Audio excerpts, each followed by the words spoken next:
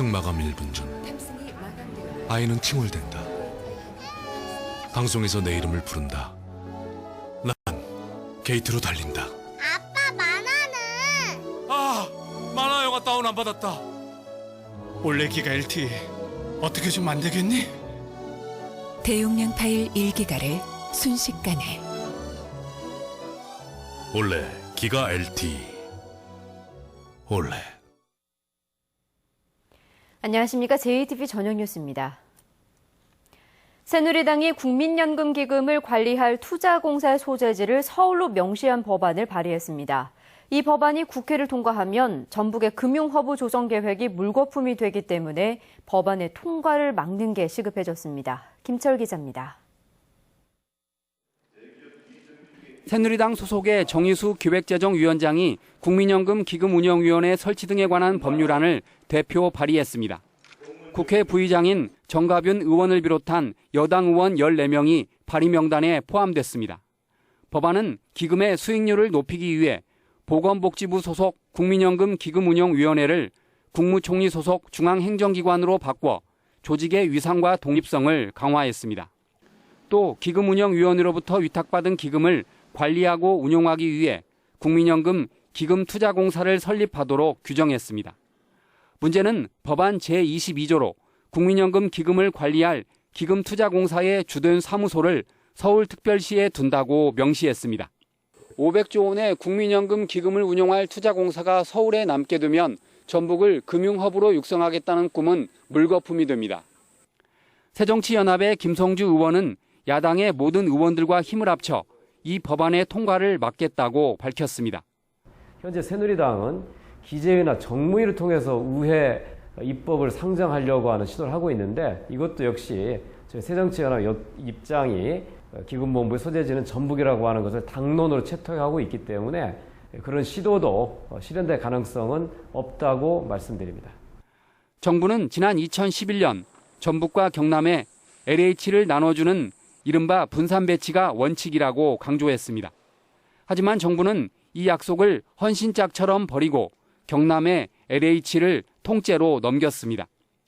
아픈 기억을 되풀이하지 않으려면 지역 국회의원들과 전라북도가 하나가 돼 기금투자공사의 소재지를 서울로 규정한 새 법안의 통과를 막는 게 시급해 보입니다. JTB 뉴스 김철우입니다. 전주 종합경기장의 이전 사업 변경 계획안이 전주시의회 본회의 찬반 투표를 거쳐 통과했습니다. 종합경기장엔 대형 쇼핑몰 대신 공원이 들어설 예정인데요. 1,300억 원의 예산 확보와 전라북도 설득이라는 쉽지 않은 과제가 남았습니다. 하원호 기자입니다. 전주시의회가 본회의 찬반 투표를 통해 전주 종합경기장의 이전 사업 변경 계획안을 통과시켰습니다. 찬성 26표, 반대 7표로 찬성표가 우세했습니다. 재석의원 33인 중 찬성 26, 반대 7, 종합경기장 이전 및 복합단지 개발사업 변경 계획 동의안은 가결되었음을 선포합니다. 이로써 전주 종합경기장엔 대형 쇼핑몰 대신 시민공원이 들어섭니다. 또 2018년까지 컨벤션 센터가 신설됩니다. 전주시와 롯데쇼핑이 지난 2012년에 맺은 투자협약은 자동 파기됐습니다. 문제는 예산 확보입니다. 종합경기장 내 컨벤션 센터에 683억 원, 월드컵 경기장 주변에 지을 육상경기장과 야구장에 700억 원 등 오는 2018년까지 모두 1,383억 원의 예산을 확보해야 합니다. 이제 말곡물 공급 사업에서 매년 50억씩 저희가 세입을 해서 3년이면 150억 정도를 가용 지원이 생기는 거고, 또 세입 지방세가 증가해서 610억 정도 이제 세입이 증가하는 거고, 저희가 대체시설 짓는 비용은 가능하다고 봅니다. 그러나 전라북도를 설득하는 게 쉽지 않아 보입니다. 전라북도는 민간 자본 없이 전주시 예산만으로 3년 안에 1,300억 원을 확보하는 게 불가능하다고 판단합니다.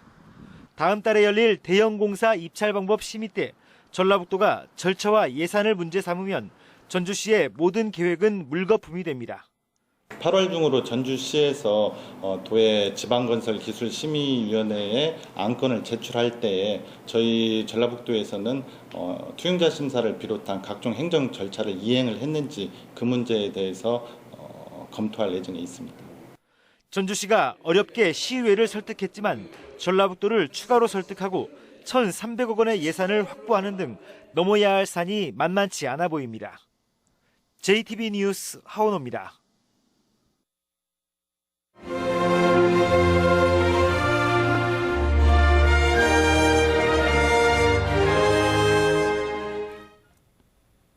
소외계층을 위해 나눔을 실천하는 봉사자들의 이야기를 소개하는 순서입니다. 무더운 여름을 보내기가 가장 힘든 게 바로 노인들일 텐데요. 노인들의 건강한 여름나기를 위해 더위와 싸우며 구슬땀을 흘리는 건강지킴이들을 김진영 기자가 만났습니다. 홀로 사는 전귀임 할머니 집에 반가운 손님이 찾았습니다. 할머니의 건강을 돌보는 건강지킴이입니다. 전 할머니의 혈압을 재고 피를 뽑아 혈당 수치를 확인하는 등 건강을 꼼꼼히 살핍니다. 나 어디 아프신 데는 없나? 네, 마음속에 항상 있어요, 머릿속에. 건강이 좋아졌다는 따뜻한 말 한마디에 전 할머니의 얼굴에 웃음꽃이 활짝 핍니다.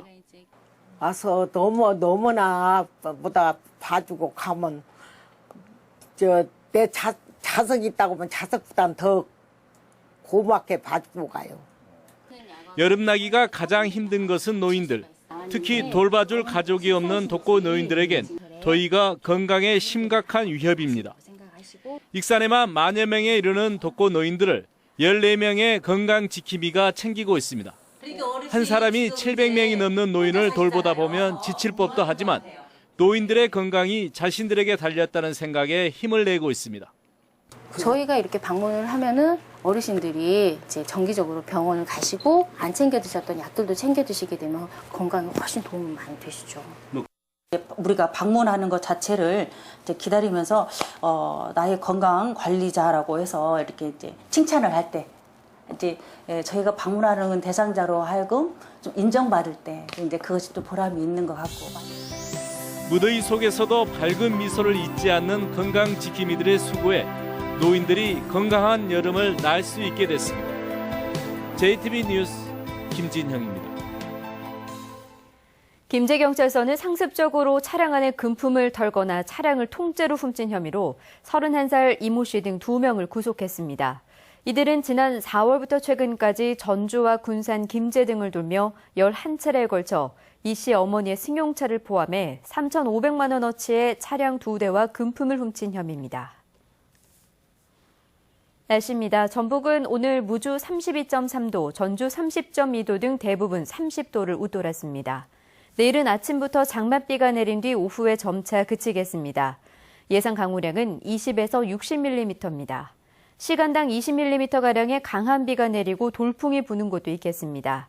낮 기온은 28도에서 30도로 오늘보다 조금 낮겠습니다. 해상에는 짙은 안개가 끼는 곳이 많겠습니다. 전주기상지청은 내일 비가 그친 뒤에는 당분간 맑고 낮 기온이 30도를 웃도는 무더위가 이어질 것으로 내다봤습니다. JTB 저녁 뉴스를 마칩니다. 함께해 주신 여러분 고맙습니다.